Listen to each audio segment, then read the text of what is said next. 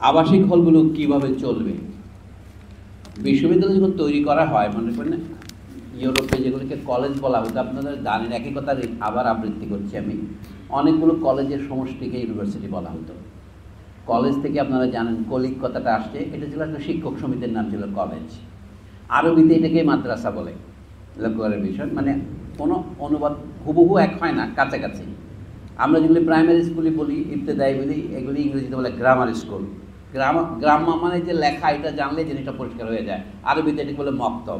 আরবিতে টেবিলকেও মক্তব বলে, কারণ এর উপরে লেখা হয়, কতবা থেকে আসে। তো অনেকগুলো শব্দগত কারণে আমরা যেমন আরবিতে মসজিদকে জামি বলে, জামি মসজিদ, এর প্লুরাল হচ্ছে জামিয়া বিশ্ববিদ্যালয়। তবে সে প্লুরাল নয়, স্ত্রীলিঙ্গে প্লুরাল।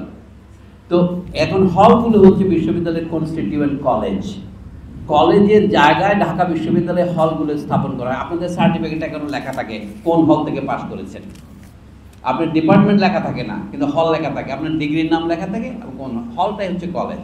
তো এগুলো কীভাবে চলবে? এখন হলে প্রভোস্ট আছে, হাউস টিউটর আছে। আগে হাউস টিউটর কেন ছিল? এখন কোনো টিউটর ক্লাস নেই। টিউটর মানে তিনি আপনাকে টিউটরিং করবেন, তিনি ঘরে থাকেন, তিনি একটা সিট পান, এই জন্য আমরা হাউস টিউটর হই। আর গিয়ে আমরা যদি কোনো বহিরাগত আক্রমণ হয়, পুলিশকে ফোন করি, এই তো কাজ। লেখাপড়ার তো কোনো কাজ নাই। হলগুলো ছিল আগে টিচিং ইউনিট ধরা হতো, হলের মধ্যে ডিবেটিং হবে, হলের মধ্যে পত্রিকা হবে। এবং এই যে রমেশচন্দ্রের স্মৃতিকথায় দেখবেন জগন্নাথ হল থেকে বাসন্তিকা বলে একটা বার্ষিকী বেরোতো, যেটা বার্ষিকী বলি। এই যদি এখন হলগুলোর আবাসন কীভাবে চলবে? আমরা তো আপনাদের দাবির মধ্যে শুনে আমি শিউর উঠলাম যে ভোটের কেন্দ্রগুলো হলে না হয়ে, কারণ তখন তো সেখানে চুরি হয়। 1973 সনে ছিনতাই হয়ে গেছিল না, আমরা সবগুলো ভুলে যাই।